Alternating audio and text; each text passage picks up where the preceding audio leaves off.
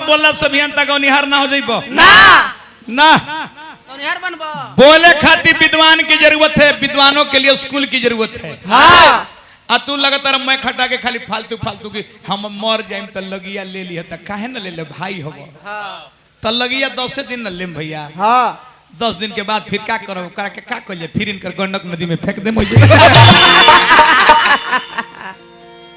हम एगो पियर इनका अच्छा एगो बड़े गांव भर वही लोग हो पूरा खत्म पूरा मंडली वही हो।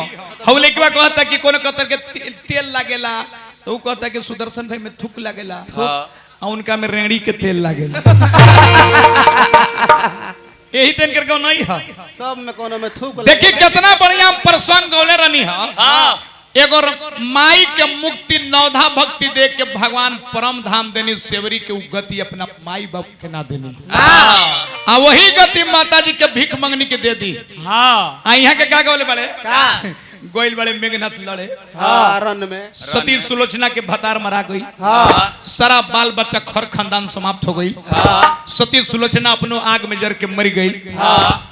अरे मर्दे तू दोसर गौ नहीं काम कला सुना ना गौनिया छोड़बो छोड़बो कि ना देखी ढेर लोग बैंक के कुर्सी पर बैठावे के चीज ना है। ना सब ही बेंगे है हमें बैंक के कुर्सी पर बैठल देखले बनी का ना अब बैरारी बैठा दे तो रही कुर्सी पर वो ना भूत देना कूद जाए कूद जाई और कूदी और मुतियो दी।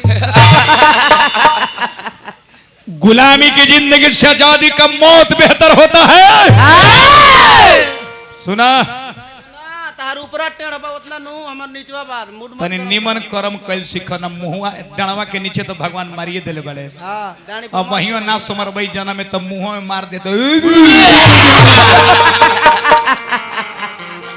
तनी माता बहन लोग बैठल बा निमन से गौनाई गावो हई करतर हौ करतर लिट्टी खाला धनिया के पत्ता खाला हमरा अच्छा कहे ना जाई बाकी आज हम ना कहम जा क्षमा कर देतन तारा के कहीं अकेले चौरा में रहता तो जन्मे करल हम का है चौरा में रहता नु अब कीचड़ कीचड़ के धोने के लिए भैया कीचड़ के धोने के लिए कीचड़ की जरूरत है ना माने फालतू बोले तो हम फालतू बोले तो निमन लगी ना तब तो हम एक परम हो जाए इनके लेखा हम हो जाए।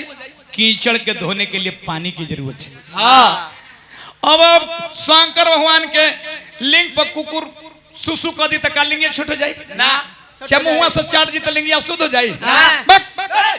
शंकर भगवान के लिंग लिंग हो कुकुर कुकुर हो